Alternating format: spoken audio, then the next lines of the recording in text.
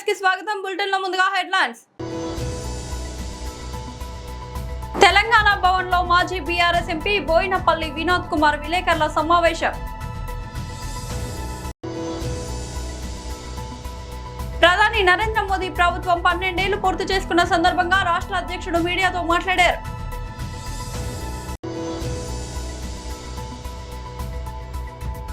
విశాఖలో గొడ్డలి పార్టీ శివ రాజకీయాలు. మంత్రి కొండపల్లి శ్రీనివాస్ మీడియా సమావేశం.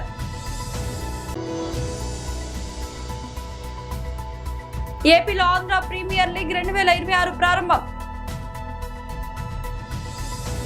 తెలంగాణ భవన్ లో మాజీ బీఆర్ఎస్ ఎంపీ బోయినపల్లి వినోద్ కుమార్ విలేకరుల సమావేశం.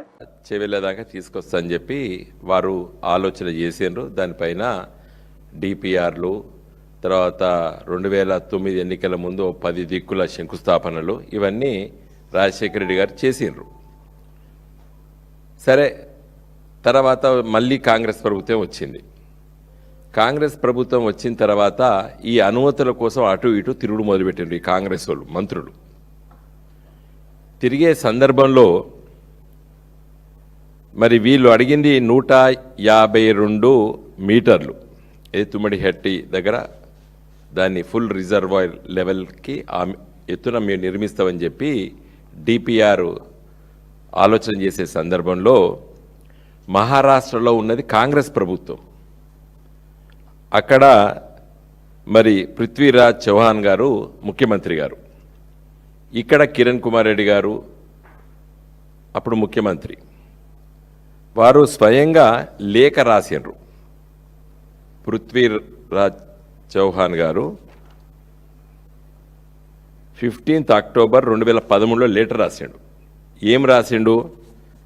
ఈ ప్రాజెక్టును మీరు ఆలోచన చేసి నిర్మిస్తున్నారు, దీంట్లో 152 మీటర్ల ఫుల్ రిజర్వాయర్ లెవెల్లో నిర్మిస్తే దాదాపు మా గ్రామాలు 22 గ్రామాలు మునుగుతాయి. చంద్రాపూర్లో 8 గ్రామాలు, గడిచొరిలో దాదాపు 2000 పైచిలుకు హెక్టార్ల భూమి మునిగిపోతుంది. ఎట్టి పరిస్థితుల్లో మేము అనుమతి ఇవ్వము అని చెబుతూ, మీరు ఈ హైట్ మీద 152 మీటర్ల హైట్తోని తుమ్మటిహట్టి దగ్గర మీరు టెండర్లు పిలుస్తున్నారు, కాంట్రాక్ట్లు ఇస్తున్నారు, అనుమతులు లేకున్నా మీరు పనులు చేస్తున్నారు. కాబట్టి ఈ పనులన్నిటి కూడా ఆపండి. మేము ఎట్టి పరిస్థితుల్లో 152 మీటర్ల ఎత్తున నిర్మించడానికి పర్మిషన్ ఇవ్వము అని చెప్పింది మహారాష్ట్రలో ఉన్నటువంటి కాంగ్రెస్ ప్రభుత్వం. ఒక ముఖ్యమంత్రి, మహారాష్ట్ర ముఖ్యమంత్రి, ఆనాటి సమైక్య ఆంధ్రప్రదేశ్ ముఖ్యమంత్రి కిరణ్ కుమార్ రెడ్డికి రాసి ఇది ఆపేసేయి, దెబ్బన నువ్వు పనులు చేస్తే అవి నీకే నష్టము, ఎట్ యువర్ ఓన్ రిస్క్ అని చెప్పి ఆయనే లేఖలో స్పష్టంగా చెప్పిండు. ఇది అన్ఫ్రూట్ఫుల్ ఎక్స్పెండిచర్, పనికి మాలిన ఖర్చు అని చెప్పి కూడా కాంగ్రెస్ ముఖ్యమంత్రి తుమ్మరెడ్డి దగ్గర కట్టద్దని చెప్పి కాంగ్రెస్ ముఖ్యమంత్రి కిరణ్ కుమార్ రెడ్డి గారికి లేఖ 2013లో రాసిండు. కేంద్రంలో కూడా కాంగ్రెస్ ప్రభుత్వం, మన్మోహన్ సింగ్ గారు. ఇది మేము చాలాసార్లు చెప్పినాం. మా హరీష్ గారు 100 సార్లు చెప్పిండి ముచ్చట. కేసీఆర్ గారు ఉపన్యాసాల్లో చెప్పారు. ప్రధాని నరేంద్ర మోదీ ప్రభుత్వం 12 ఏళ్లు పూర్తి చేసుకున్న సందర్భంగా రాష్ట్ర అధ్యక్షుడు మీడియాతో మాట్లాడారు. అందరికీ నమస్కారం. అందరికీ ముందుగా ధన్యవాదాలు. ఇది ఒక ప్రెస్ కాన్ఫరెన్స్ అనేది కాకుండా ఈ 12 సంవత్సరాలు భారతీయ జనతా పార్టీ కేంద్ర ప్రభుత్వంలో ఏదైతే జన్ విశ్వాస్, వికాస్, జన్ కళ్యాణ్ అంటే ప్రజల విశ్వాసము, దేశ అభివృద్ధి, తర్వాత ప్రజాసేవ, ఈ 3 లక్ష్యంగా నరేంద్ర మోదీ గారి ప్రభుత్వం 2014 నుంచి ఇప్పటి వరకు చేసినటువంటి కార్యక్రమాలు, ఇంకా 3 సంవత్సరాలు మిగిలింది కాలము. ఆ 3 సంవత్సరాల తర్వాత కూడా మళ్ళీ మోదీ గారే వస్తాను ప్రధానమంత్రి అవుతారు నేను పూర్తిగా నమ్ముతున్నాను. ఈ 12 సంవత్సరాలు చేసినటువంటి కార్యక్రమాలు అంటే దీని యొక్క ప్రాముఖ్యత ఏంటంటే 3999 రోజులు నిన్నటికి పూర్తయింది. అంటే the highest number of days which a single prime minister, largest working prime మినిస్టర్గా వారు ఉన్నారు. జవహర్లాల్ నెహ్రూ గారు కూడా ఉండే, కానీ వారు ఎలక్టెడ్ కాదు. First few years he was interim prime minister. ఆ ఇంటరిమ్ ప్రైమ్ మినిస్టర్ సంబంధించినటువంటి ఒక నేపథ్యంలో వారు highest prime ministership period of working as prime minister ఈ రోజు నుంచి నరేంద్ర మోదీ గారు elected highest number of working day prime minister వారు. ఇది 12 ఇయర్స్ వారు చేశారు. ఈ 12 ఇయర్స్లో దేశానికి అందించినటువంటి ఒక ప్రగతి కానీ, వారు దేశంలో చేసినటువంటి కార్యక్రమాలు కానీ, దేశం ఎదుర్కొనేటటువంటి ఒక ఛాలెంజెస్ని ఏ విధంగా ఫేస్ చేశారు అనే విషయాన్ని కూడా ప్రజలకు తెలియజేసిన అవసరం ఉంది. ముఖ్యంగా ఈ 12 సంవత్సరాల్లో మనం గత నరేంద్ర మోదీ గారి ప్రభుత్వం రాకముందు, మధ్యన 6 సంవత్సరాలు నరేంద్ర మోదీ గారి రాకముందు అటల్ బిహారీ వాజ్పేయి గారి ప్రభుత్వం ఉండే. అటల్ బిహారీ వాజ్పేయి గారి ప్రభుత్వం 3 సార్లు ఆయన వారు ప్రధానమంత్రి అయినప్పుడు కూడా ఒకసారి 13 days, 13 months అండ్ దాని తర్వాత 4.5 years, ఆల్మోస్ట్ 6 years వారు ప్రధానమంత్రిగా ఉండే. అంతకుముందు 2 years జనతా పార్టీ, తర్వాత మిగతా సంవత్సరాలన్నీ కూడా కాంగ్రెస్ పార్టీనే పరిపాలించింది దేశాన్ని.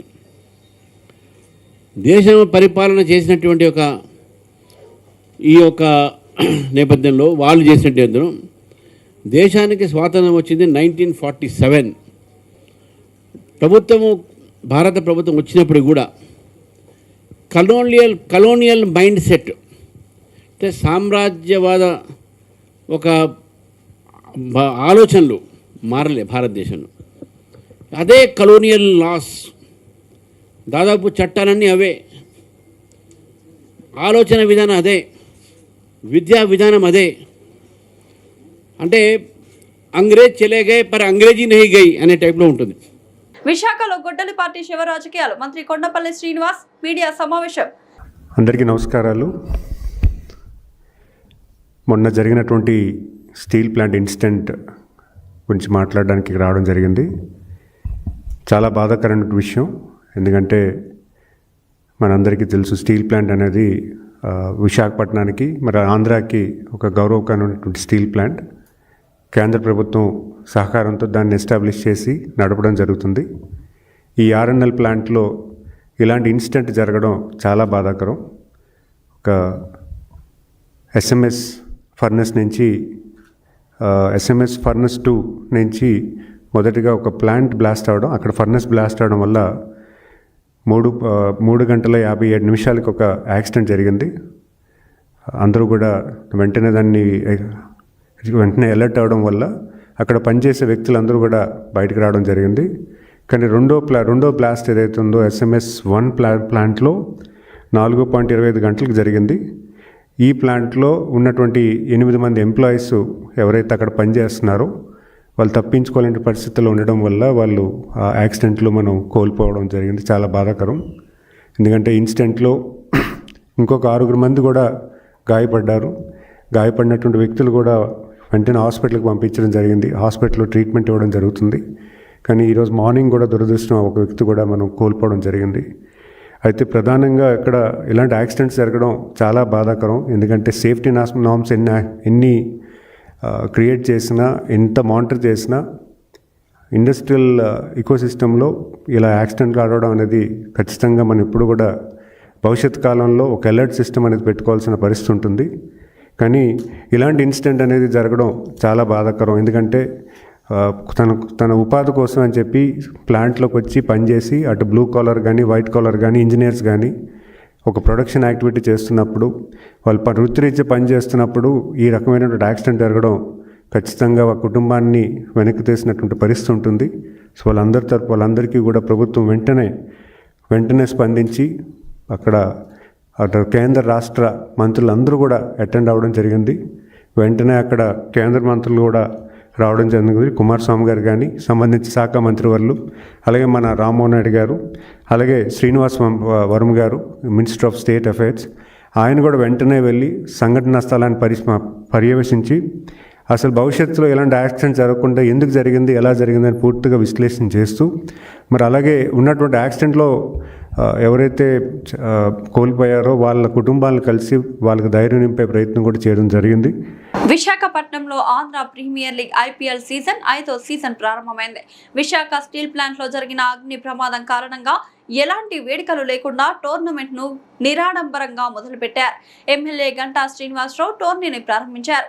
ACA VDCA అంతర్జాతీయ క్రికెట్ స్టేడియంలో జరిగిన తొలి మ్యాచ్ లో కాకినాడ కింగ్స్ జట్టు సింహాద్రి వైజాగ్ లయన్స్ పై ఘన విజయం సాధించింది. ఈ మ్యాచ్ లో తొలుత బ్యాటింగ్ చేసిన కాకినాడ కింగ్స్ జట్టు నిర్ణీత 20 ఓవర్లలో 5 వికెట్ల నష్టానికి 219 పరుగులు భారీ స్కోరు సాధించింది. యువ బ్యాటర్ యువన్ సిక్సర్లతో విరుచుకుపడి అజయ్ హాఫ్ సెంచరీతో కదం తొక్కాడు. ఓపెనర్ అభిషేక్, అర్జున్, తపస్వి, మనీష్, వికెట్ కీపర్ లక్షజ్ రెడ్డి దూకుడుగా ఆడి తమ వంతు పరుగులు జోడించారు. అనంతరం 220 పరుగుల భారీ లక్ష్యంతో బరిలోకి దిగిన వైజాగ్ లయన్స్ జట్టు కాకినాడ బౌలర్ల దాటికి నిలవలేకపోయింది. 18.4 ఓవర్లలో 148 పరుగులకే ఆల్అౌట్ అయింది. దీంతో కాకినాడ కింగ్స్ 71 పరుగుల భారీ తేడాతో గెలుపొందింది. బౌలింగ్ లో ఆంజనేయులు 3 వికెట్లు పడగొట్టి జట్టు విజయంలో కీలక పాత్ర పోషించాడు. అద్భుత బ్యాటింగ్ తో అలరించిన Yuvan man of the match award అందుకున్నాడు. బ్యాటింగ్, బౌలింగ్ విభాగాల్లో పూర్తి ఆధిపత్యం ప్రదర్శించిన కాకినాడ కింగ్స్ ఈ సీజన్ లో తమ ప్రయాణాన్ని ఘన విజయంతో ఆరంభించింది. గుంటూరు తెనాలి తూర్పు కాలువకట్ట రోడ్డులో మంత్రి నాదెండ్ల మనోహర్ ఆకస్మిక పర్యటన. ఎక్కడి వ్యర్థాలు అక్కడే ఉండడం చూసి మున్సిపల్ అధికారులపై మంత్రి నాదెండ్ల తీవ్ర ఆగ్రహం. వ్యర్థాలు అన్ని తొలగించేదాకా కదిలేది లేదని రోడ్డు పక్కనే బైఠాయించిన మంత్రి మనోహర్. ఘటనా స్థలానికి మంత్రి మనోహర్ వస్తే కానీ కదలని తెనాలి మున్సిపల్ యంత్రాంగం. అధికారులు మీటింగ్ లో ఉన్నారని మంత్రికి చెప్పగా అందరినీ ఇక్కడికే రమ్మని ఇక్కడే మీటింగ్ పెట్టుకోవాలని మంత్రి నాదెండ్ల మనోహర్ ఆగ్రహం.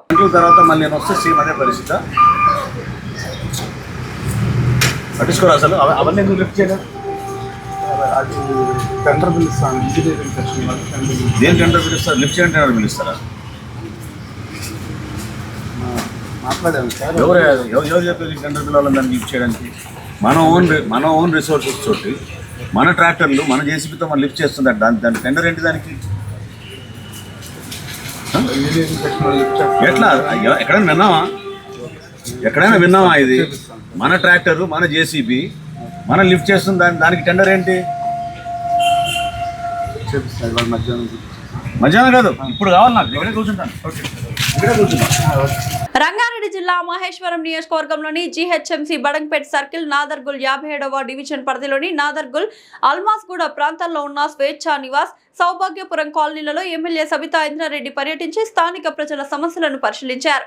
ఏడాది కాలంగా కొనసాగుతున్న డ్రైనేజ్ సమస్యను శాశ్వత పరిష్కారంగా గతంలో ప్రతిపాదించిన SNTP నాలా పనులను తిరిగి ప్రారంభిస్తున్నట్లు తెలిపారు. ఇప్పటికే పనులను పరిపాలన అనుమతులు లభించాయని, టెండర్ ప్రక్రియ కొనసాగుతోందని, త్వరలోనే పనులు ప్రారంభిస్తామని తెలిపారు.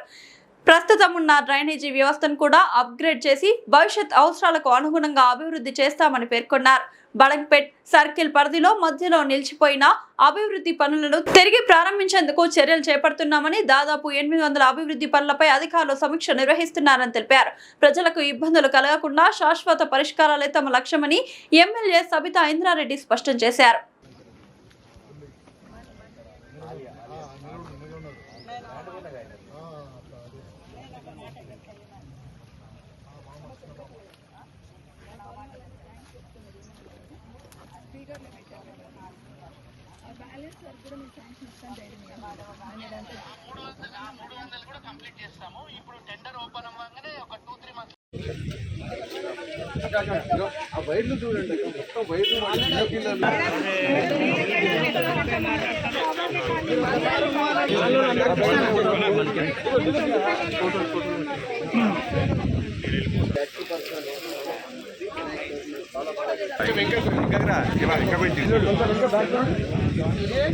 అందరికీ నమస్కారం. ఈరోజు అల్మాస్గూడలో స్వేచ్ఛ నివాస్ కానీ, సౌభాగ్యపురం కాలనీ కానీ, మిగతా KRR హిల్స్ ఇవన్నీ కూడా తిరగడం జరిగింది. గతంలో ఉన్న కార్పొరేటర్స్ ఇక్కడ కోఆర్డినేట్ చేసుకుంటూ కొన్ని వర్కులు పెట్టిన సందర్భంలో వాటిని పూర్తి చేయాలనేది ఒకటి. ఒక 1 ఇయర్ నుండి కూడా స్వేచ్ఛ నివాస్లో కానీ, అట్లాగే సౌభాగ్యపురంలో కానీ డ్రైన్ వాటర్తో చాలా సఫర్ అవుతూ ఉన్నారు. అంటే 1 సంవత్సరం నుండి రోడ్డు మీదనే డ్రైన్ పోతూ ఉంటే చాలా ఇబ్బంది పడుతున్న సందర్భంలో గతంలో మనం SNTP నాలా ఒకటి పెట్టున్నాము. ఈ ప్రభుత్వం వచ్చిన దాకా దాన్ని ఆపడం వల్ల మళ్ళీ ఇబ్బంది అయ్యి దాన్ని ఒక 1 year నుండి ప్రాసెస్ చేస్తూ ఉంటే ఇప్పుడు శాంక్షన్ తీసుకోవడం జరిగింది. ఇంచుమించు 3 కోట్లు తీసుకున్నాం. మొత్తం కూడా అడికెళ్ళి కింది వరకు టెండర్ ప్రాసెస్లో ఉంది. దాన్ని పూర్తి చేసి దాదాపుగా 1.5 year నుండి కాలనీ వాళ్ళు ఇబ్బందులు పడ్డారు. భవిష్యత్తులో ఇబ్బందులు లేకుండా చేయడానికి అనేది దాన్ని మొదలు పెడతాం. ఇప్పటివరకు చాలా సహకరించారు మా కాలనీ వాసులందరూ. కింద పడ్డారు, డ్రైన్లో పడ్డారు, పాపం చాలా ఇబ్బంది పడ్డారు మహిళలు, పిల్లలందరూ. ఇక భవిష్యత్తులో ఆ ప్రాబ్లం లేకుండా పర్మనెంట్గా చేసే ప్రయత్నం ఒకటి. అట్లాగే సైమల్టేనియస్గా డ్రైన్ కూడా చిన్నగా ఉంది అన్నారు. డ్రైనేజ్ని కూడా అప్గ్రేడ్ చేస్తూ భవిష్యత్తుకు ఇబ్బంది లేకుండా పై నుండి అన్ని వాటర్ ఇక్కడే వస్తాయని చెప్తున్నారు కాలనీ వాసులందరూ. కాబట్టి డ్రైన్ కూడా ఒకసారి ఈ బాక్స్ నాల కంప్లీట్ అయిన తర్వాత డ్రైన్ కూడా అప్గ్రేడ్ చేసి దాన్ని కూడా పూర్తి చేస్తే ఇంకా భవిష్యత్తులో ప్రాబ్లం అనేది లేకుండా ఉంటుంది కాలనీస్కి. అదొకటి. రెండవది, బడంపేట మున్సిపల్ కార్పొరేషన్లో గతంలో కార్పొరేషన్ ఉన్నప్పుడు కొన్ని వర్కులు తీర్మానాలు చేస్తున్నారు. కానీ మధ్యలో జరిగిన చిన్న ఇబ్బందితోని వర్కులన్నీ ఆగిపోవడంతో మళ్ళీ కమిషనర్ గారితో మాట్లాడి వర్కులన్నీ ఎట్టి పరిస్థితులలో కావాలి, కాలనీలో అవసరం ఉండే పెట్టున్నారు, ఏ కార్పొరేటర్ అయినా ఉండనియండి, అవసరానికి కాలనీ వాసులకు అనుకూలంగా పెట్టున్నారు. కాబట్టి ఆ వర్కులన్నీ ఇవ్వండి. మళ్ళీ జిహెచ్ఎంసీలో మేము కొత్త ప్రపోజల్ పెట్టాలంటే చాలా టైం తీసుకుంటుంది. ఆ బడ్జెట్ రిలీజ్ చేయమని కమిషనర్ గారిని అడగడం జరిగింది. దాదాపు 800 పైచిలకు వర్కులు ప్రతి కాలనీలో, బడంపేట మున్సిపల్ కార్పొరేషన్లో ఉన్న ప్రతి కాలనీలో డ్రైన్ కావచ్చు, రోడ్ కావచ్చు, అవన్నీ కూడా కమిషనర్ గారు ఒక కమిటీ వేస్తున్నారు ఒక 10 మంది ఆఫీసర్లతో. అన్ని ఎంక్వైరీ అయిపోయినాయి. ఇప్పటికీ వాళ్ళు సబ్మిట్ చేస్తున్నారు. తొందరలో ఆ వర్కులన్నీ కూడా టెండర్ పిలుస్తాము. అందరు కాలనీ వాళ్ళకి, ఈ ఒక్క కాలనీ కాదు, అందరు కాలనీ వాళ్ళకి కూడా మేము ఈ ఏరియాలలో ఏ వర్కులు అయితే శాంక్షన్ ఉన్నాయో, డ్రైన్ కానీ రోడ్డు కానీ తొందరలో టెండర్ పిలిచి వాటన్నిటిని కూడా మొదలు పెడతాము. బడ్జెట్ రిలీజ్ చేయడానికి కమిషనర్ గారు ఒప్పుకున్నాం. తొందరలో మొదలు పెడతామని కూడా తెలియజేస్తా ఉన్నాను. ప్రధానంగా ఇప్పుడు వర్షాకాలం కాబట్టి చాలా కాలనీస్లలో ఇబ్బంది అనేది వస్తూ ఉంటుంది. ఒక దగ్గర నుండి ఒక దగ్గరికి చెరువులు మన దగ్గర చాలా ఉన్నాయి కాబట్టి కొంత ఇబ్బంది అయితే ఉంటుంది. మా గౌరవ కార్పొరేటర్స్, ఎక్స్ కార్పొరేటర్స్ అందరికీ నా రిక్వెస్ట్ ఏంటంటే, మా పదవి అయిపోయిందని దయచేసి వదిలిపెట్టకండి. కాలనీ వాసులకు ఇబ్బంది ఉంటుంది, వాళ్ళు ఎవరికి అడగాలో తెలియని పరిస్థితులలో ఉంటారు. దయచేసి మీరే కాలనీ వాసులతో టచ్లో ఉండి వర్షాకాలంలో వాళ్ళకి ఇబ్బంది లేకుండా చూసుకోమని మా గౌరవ ఎక్స్ కార్పొరేటర్లందరినీ విజ్ఞప్తి చేస్తాము. తెలంగాణ రాష్ట్ర గీత రచయిత, ప్రజాకవి దివంగత అందశ్రీ స్మృతిని చిరస్థాయిగా నిలిపేందుకు మేడ్చల్ జిల్లా గట్కేసర్ ఔటర్ రింగ్ రోడ్ పక్కన అందశ్రీ స్మృతి వనం ఏర్పాటు చేయనున్నారు. సుమారు 1 ఎకరం 22 గుంటల స్థలంలో 4 కోట్ల రూపాయల వ్యయంతో ఈ స్మృతి వనాన్ని అభివృద్ధి చేయనున్నారు. ప్రతిపాదిత స్థలాన్ని రాష్ట్ర సంక్షేమ శాఖ మంత్రి అడ్లూరి లక్ష్మణ్ కుమార్, జిల్లా కలెక్టర్ మను చౌదరి, డీసీసీ అధ్యక్షుడు తోటకూర వజ్రేష్ యాదవ్ తో కలిసి పరిశీలించారు. ప్రభుత్వం ఇప్పటికే పరిపాలన అనుమతులు మంజూరు చేయగా త్వరలో టెండర్లు పిలిచి పనులు ప్రారంభించనున్నారు. 2025 నవంబర్ 10న కన్నుమూసిన అందశ్రీ అంత్యక్రియలు గట్కేసర్లో అధికార లాంఛనాలతో నిర్వహించారు. ఆ సమయంలో సీఎం రేవంత్ రెడ్డి స్వయంగా పాడమోసి నివాళులర్పిస్తూ అందశ్రీ స్మృతి వనాన్ని అద్భుతంగా తీర్చిదిద్దుతామని హామీ ఇచ్చారు. ఇప్పుడు ఆ హామీ కార్యరూపం దాల్చుతోంది. తెలంగాణ ఉద్యమ స్ఫూర్తికి ప్రతీకగా నిలిచిన అందశ్రీ జ్ఞాపకాలను భావితరాలకు అందించేందుకు ఈ స్మృతి వనం నిర్మించనున్నారు.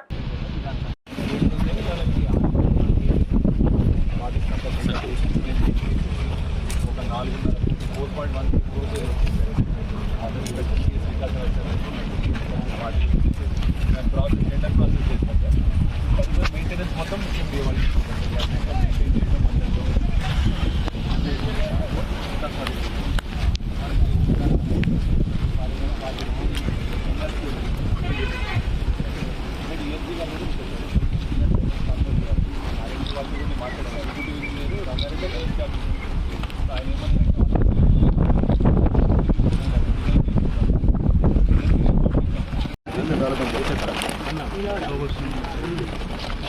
అందశ్రీ గారి స్మృతి వనానికి సంబంధించి మనకి గట్కేసర్ మండలంలో ఓఆర్ఆర్ పక్కనే మనం స్థలము 1 ఎకరం 22 గుంటలు ఆల్రెడీ ఐడెంటిఫై చేస్తున్నాము. దీనికి సంబంధించి R&B డిపార్ట్మెంట్ తరఫు నుంచి కూడా దాదాపు ఒక 4 కోట్ల రూపాయలతోటి ఎస్టిమేట్ వేసి ఇది చాలా మంచిగా డెవలప్ చేయాలని దీని డిజైన్ కానీ అంతా కూడా మనకి గవర్నమెంట్ తరఫు నుంచి ఆల్రెడీ ఫైనలైజ్ అయి ఉంది. దీన్ని త్వరలోనే టెండర్స్ కూడా కాల్ఫర్ చేసి వర్క్స్ అనేది స్టార్ట్ చేయటము, ఆ స్టార్ట్ చేసిన తర్వాత ఇమీడియట్గా హెచ్ఎండిఏకి హ్యాండ్ ఓవర్ చేస్తే దాని తదుపరి మెయింటెనెన్స్ మొత్తం కూడా చూసుకుంటారు అనేది గవర్నమెంట్ నుంచి ఉన్న ఆలోచన. బులెటిన్ ముగించే ముందు హెడ్లైన్స్ మరోసారి. తెలంగాణ భవన్ లో మాజీ బీఆర్ఎస్ ఎంపీ బోయినపల్లి వినోద్ కుమార్ విలేకరుల సమావేశం. ప్రధాని నరేంద్ర మోదీ ప్రభుత్వం 12 ఏళ్లు పూర్తి చేసుకున్న సందర్భంగా రాష్ట్ర అధ్యక్షుడు మీడియాతో మాట్లాడారు.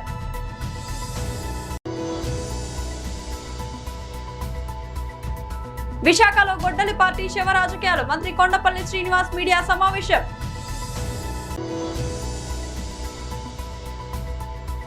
ఏపీలో ఆంధ్ర ప్రీమియర్ లీగ్ 2026 ప్రారంభం. ఈ వాల్టి బులెటిన్ అప్డేట్. మరొక బులెటిన్లో మళ్ళీ కలుద్దాం. అంతవరకు సెలవు.